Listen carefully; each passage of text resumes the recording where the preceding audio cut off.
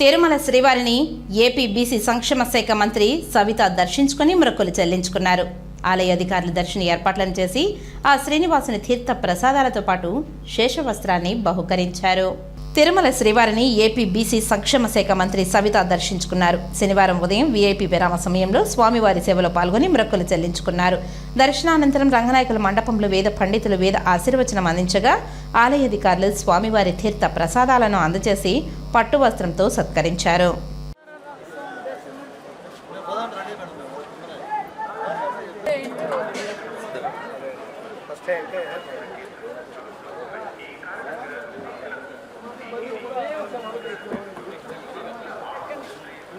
అందరికీ నమస్కారం. ఈరోజు కలియుగదైవం స్వామి వెంకటేశ్వర స్వామి గారి దర్శనం బాగా జరిగింది.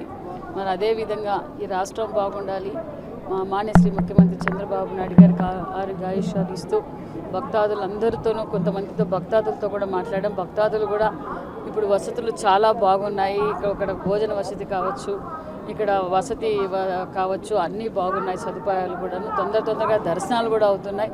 ముందులాగా గంటలు తరబడి ఇబ్బందికరంగా లేదని కూడా భక్తాదులు కూడా చాలామంది చెప్పారు. ఓం నమో వెంకటేశాయ.